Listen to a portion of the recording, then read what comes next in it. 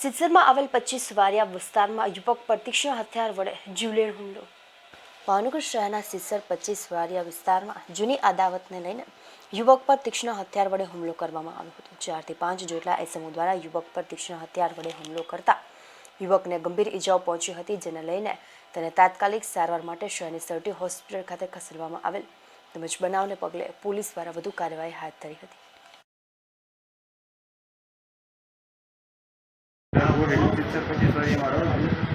અને મારા દાદીમાને ખાવાનું ખાલી મારો ભાઈ પૂછવા ગયો અને દરબારની દાજ હતી જૂની, એટલે મારા ભાઈ ઉપર હુમલો કર્યો। ડાયરેક્ટ પહેલાં ગાળ દીધી કે તું રહેવા દે, અહીં ન આવતો બરોબર, શોખમાં દુકાતો નહીં। આમ મારા દાદીમાનું ઘર છે તો એ ખાવા પીવાનું જોવા જાય। મારા બાબા તો ભાવનગર રહે છે, એટલે મારો ભાઈ દાદીમાને હાચવવા છે, હાચવી છે, કેમ કે દાદીમાની વાંહે કોઈ છે નહીં।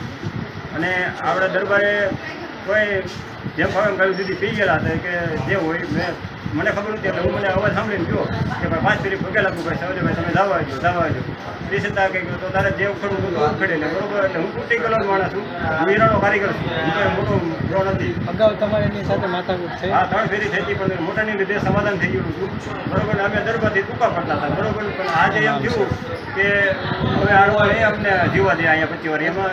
અત્યારે જે ભાઈને માર્યો એનું શું નામ છે? એનું નામ સુનિલભાઈ દેવરાજભાઈ ગોહિલ। મારનારનું નામ શું છે? મારનારનું નામ સહદેવભાઈ ભાવેશસિંહભાઈ, પછી અશોક અને વનરાજસિંહ। એ કઈ જગ્યાએ રહે છે? એ બધા સિત્સર જ રહે છે, એને કંઈ લેવા દેવા નહીં। મારા માસી એટલે લખવું છે એટલે જ્યાં બેહો આવે છે બરોબર।